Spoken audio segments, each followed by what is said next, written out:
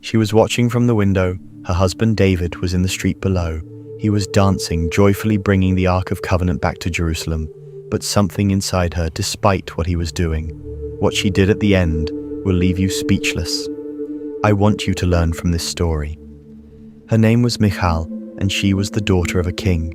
She had grown up inside royalty, inside protocol, inside the understanding that power looks a certain way, and that dignity is something you protect at all costs, especially in public, especially in front of people who are watching. Her husband was David, the king of Israel, and on this particular day, he was doing something that made every instinct she had recoil.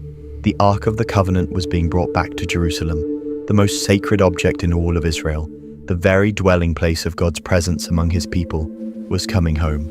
And David, the king, the most powerful man in the nation, was at the front of the procession, not sitting on a throne carried by servants, not dressed in full royal regalia, not maintaining the composure of a monarch. He was dancing before the Lord with all his might, wearing only a simple linen ephod, leaping and spinning in the street, among the common people, completely unguarded, completely exposed, completely free of every layer of dignity that his position required him to maintain. And Michal watched from the window, and she despised him in her heart. When David came home that evening, full of joy, returning to bless his household, she met him at the door, and she did not let him get a single word out before she opened her mouth with the most precise and devastating kind of contempt, the kind that is dressed in the language of concern. She said how glorious the king of Israel looked today, exposing himself before the servant girls like any worthless person would. She called him worthless. She used the word with surgical precision. She had watched her husband worship God with everything he had, with every wall down and every layer stripped away, and her response was contempt. David's answer was one of the most quietly powerful things ever said in Scripture.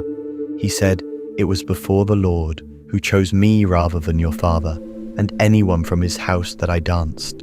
I will celebrate before the Lord. I will become even more undignified than this, and in my own eyes I will be humbled." He was not defending his dignity.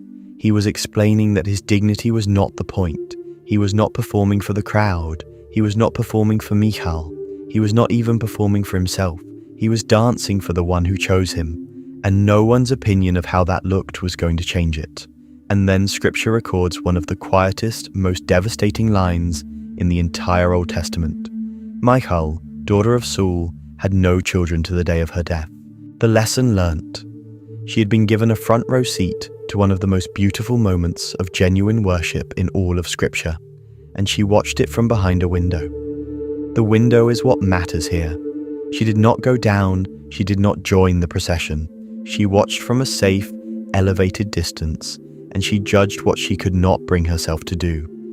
There is a kind of person who watches worship from behind glass, who has decided that abandonment looks foolish, who has decided that dignity is more important than honesty before God, who has decided that the opinions of the people watching matter more than the presence of the one being worshipped. Michal was a king's daughter, and that was precisely the problem. She had been shaped by a father who valued appearance over presence, reputation over relationship, and the throne over the heart of God. David had none of that.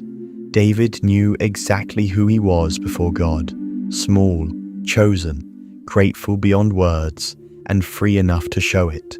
The most dangerous thing in a person's life is not failure. It is the dignified distance that keeps them from ever fully arriving at the place where God is moving. Do not watch from the window. Go down, dance,